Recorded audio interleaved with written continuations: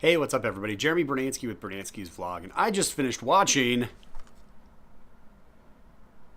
The Lunchbox. It's a foreign film. It is in a foreign language with English subtitles, and it also dances back and forth between English and non-English.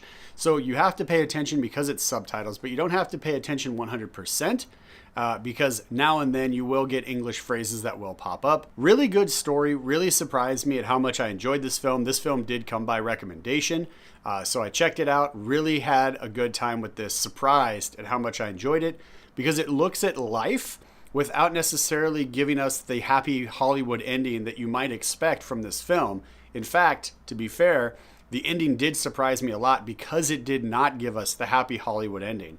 Now, I'm not going to go into spoilers about what exactly the ending gives us, because I do think you should check this out, especially if you like films that deal with people. Now, I'm not going to say that this is like a super dramatic film. It doesn't get super intense and super dark like that, but it does look at life through the lens of what would normal people in this situation go through, how would they react, what would their experiences be with each other, and they deliver on that really, really well. So this film is directed by Riddhish Basha, and it stars Irfan Khan. Now you may recognize the name Irfan Khan, or you may recognize his face because he's been in films like Life of Pi, Slumdog Millionaire, Amazing Spider-Man, and he was also more recently in Jurassic World. So he's got a really nice pedigree behind him if you look him up on IMDb. He's done a lot of foreign work, and he's really starting to gain more ground here in the States with his film work here as well. So his character works at the same company for 35 years. He's getting ready to retire, and he has a lunch service delivered to him every day while he's at work. Somehow there's a mishap, and the lunch that the woman is sending to her husband actually gets sent to him. And because of that,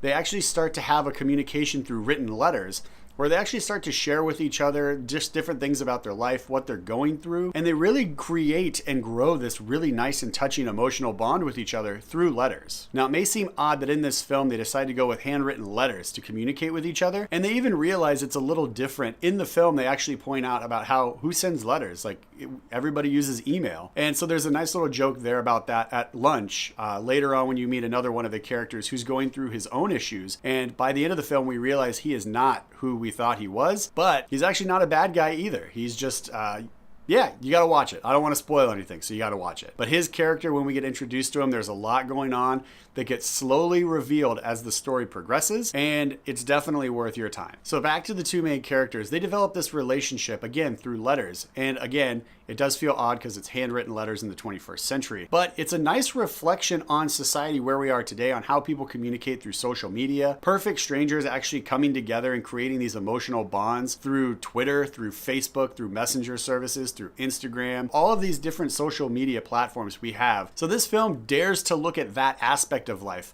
but it does so through the lens of handwritten letters. So there's a nice feel of vintage because of the handwritten letters, mixed with modern world because we're doing this every day with people online.